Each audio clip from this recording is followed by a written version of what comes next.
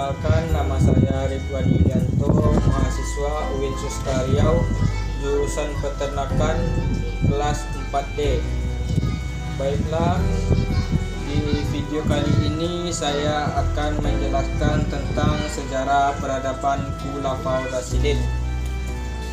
Pasca Nabi Muhammad SAW wafat, status sebagai Rasulullah tidak digantikan oleh siapapun.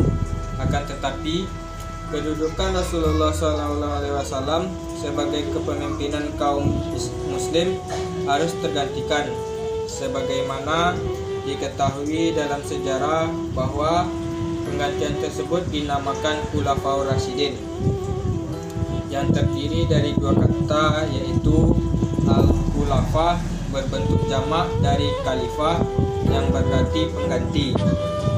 Digabungkan Khulafaur Rasyidin, yaitu berarti para pemimpin pengganti Rasulullah SAW yang arif dan bijaksana. Akan tetapi perlu diketahui bahwa jabatan sebagai khalifah di sini bukanlah jabatan warisan turun-temurun. Baiklah, yang terdiri dari yang termasuk Khulafaur Rasyidin itu ialah sebagai berikut. Yang pertama yaitu Khalifah Abu Bakar As-Siddiq. Abu Bakar As-Siddiq adalah salah satu sahabat Nabi Muhammad SAW yang mempunyai nama lengkap Abdullah Habib Khafa At-Tamimi. Beliau lahir pada tahun 573 Masehi dan wafat pada tanggal 23 Jumadil Akhir tahun 13 Hijriah, bertepatan pada bulan Agustus 634 Masehi. Abu Bakar adalah pelopor pada pagi hari karena beliau termasuk orang laki-laki yang masuk Islam pertama kali. Sementara gelar As-Siddiq diperoleh beliau senantiasa memberikan semua hal yang dibawa Nabi Muhammad SAW, terutama pada saat peristiwa Isra Mi'raj. Yang kedua yaitu Khalifah Umar bin Khattab. Umar bin Khattab nama lengkapnya adalah Umar bin Khattab bin Nufail bin Abdul Uzza al-Quraisy dari suku Adi. Umar dilahirkan di Mekah 4 tahun sebelum kelahiran Nabi Muhammad. Umar masuk Islam pada tahun kelima setelah kenabian dan menjadi salah satu sahabat terdekat Nabi Muhammad, serta menjadi khalifah kedua setelah Abu Bakar As-Siddiq.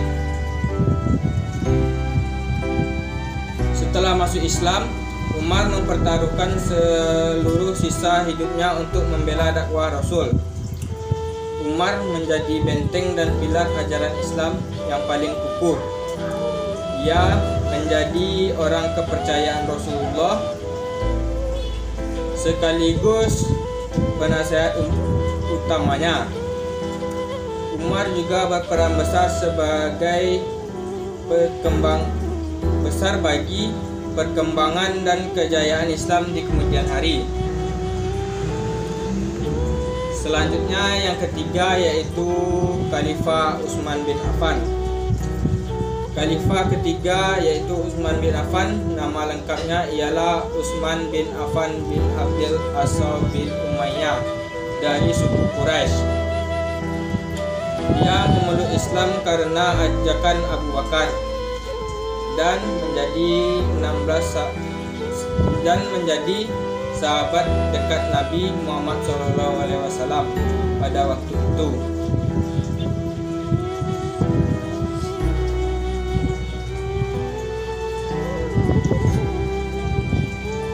Ia sangat kaya namun tetap sederhana, dan sebagian besar kekayaannya digunakan untuk kepentingan Islam. Ia juga mendapatkan julukan Zunnurain, artinya yang memiliki dua cahaya.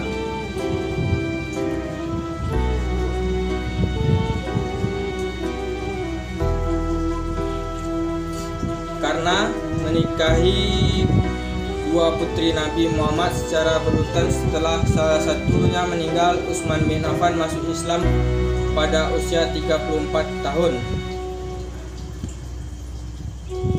Berawal dari kedekatannya dengan Abu Bakar, beliau dengan sepenuh hati masuk Islam bersama Talhah bin Ubaidillah.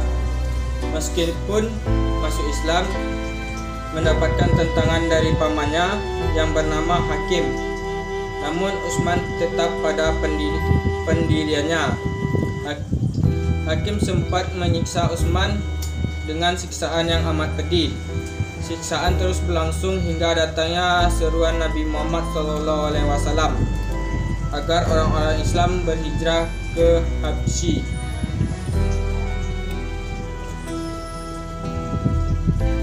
Yang keempat yaitu Khalifah Ali bin Abi Thalib. Ali ibnu Abi Thalib ialah putra Abu Talib, paman Rasulullah. Nama ibunya adalah Fatimah. Ali dilahirkan 10 tahun sebelum Nabi Muhammad SAW, yang diutus oleh Allah menjadi Rasul. Sejak kecil ia telah dididik dalam rumah tangga Nabi Muhammad SAW. Segala peperangan yang ditempuh oleh Nabi juga diikuti oleh Ali, kecuali pada peperangan Tabuk sebab ia disuruh menjaga kota Madinah. Selanjutnya, kemajuan peradaban Khulafaur Rasyidin. Pada masa kekuasaan pada Khulafaur Rasyidin, banyak kemajuan peradaban yang telah dicapai.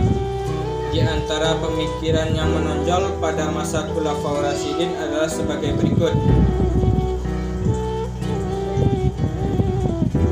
Pertama yaitu menjaga keutuhan Al-Quran Al-Karim dan mengumpulkan dalam bentuk mushaf pada masa Abu Bakar.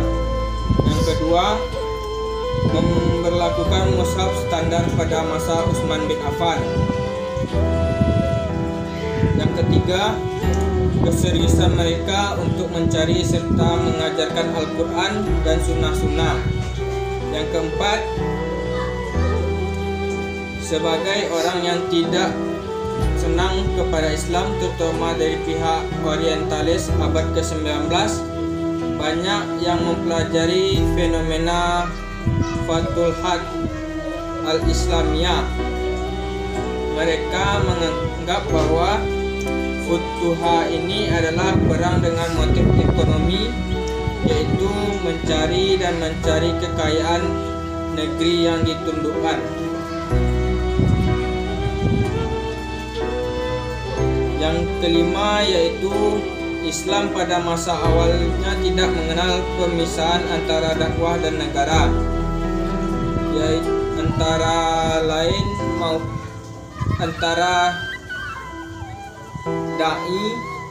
maupun panglima. Tidak dikenal orang-orang yang berprofesi sebagai dai. Para khalifah adalah penguasa, imam sholat, mengadili orang yang berselisih. Dai juga sebagai panglima. Selanjutnya yaitu peradaban penting pada masa Khulafaur Rasyidin. Masa Khulafaur Rasyidin yang pertama yaitu mengembalikan kembali kesatuan Jazirah Arab setelah berhasil mengalahkan gerakan Murtad. Yang kedua, mengumpulkan Al-Quran pada masa Khalifah Abu Bakar. Yang ketiga, menyatukan mushaf pada masa kekhalifahan Utsman bin Affan. Yang keempat, pemberian titik terhadap mushaf pada masa kekhalifahan Ali bin Abi Thalib. Yang kelima,